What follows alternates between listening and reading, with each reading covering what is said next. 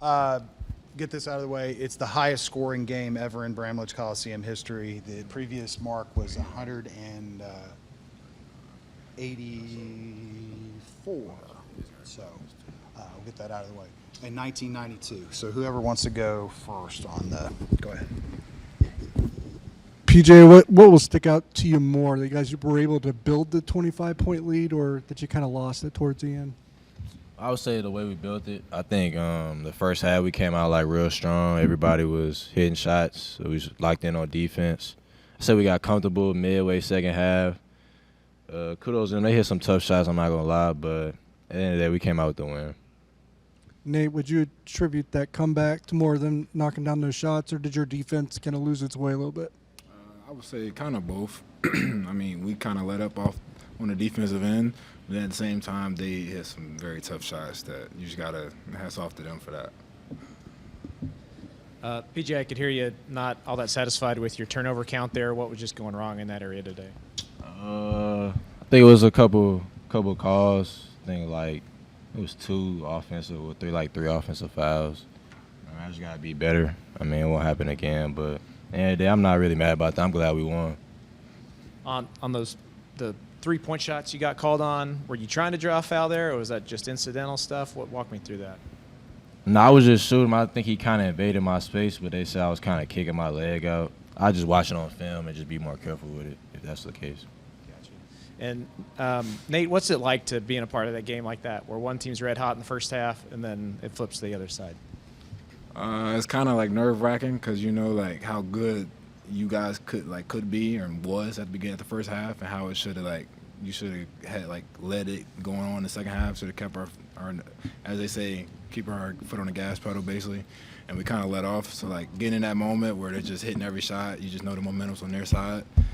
You're sitting there on defense and you're nervous, you never know what's going on. Maybe an and one, another three, and it's just it's just nerve-wracking at that point.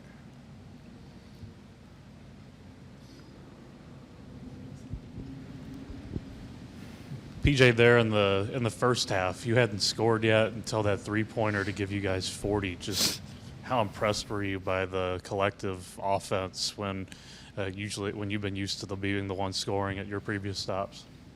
Oh, no, I was excited for my teammates. I mean, at the end of the day, I know I can get myself going. They're going to look for me. But my teammates was hot, so just playing within the offense, not trying to be selfish or look for my number. But whenever I have a shot, just take it. Just still being aggressive, being myself. Nate, you kind of got to be impressed by that when that's the guy that's among the nation's leaders and scorers, and you guys are able to have that kind of offense without him scoring. Just what do you see in that? I mean, that's just kudos to our coaching staff and just them, obviously having a great scorer like PJ, but also being able to have guys around him that can do not just as good as him, but at least attribute to what he's doing. And I mean, that's hats off to him for just staying with it and staying motivated to just keep being in attack mode.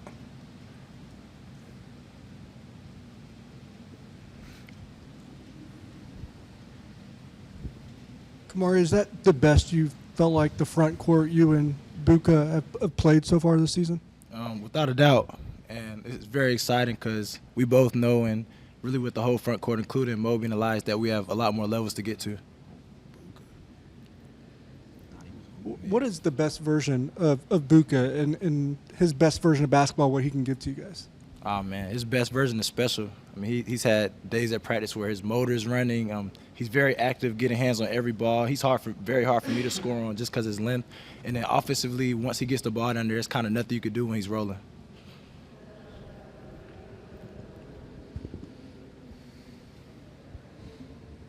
Any other questions for these guys?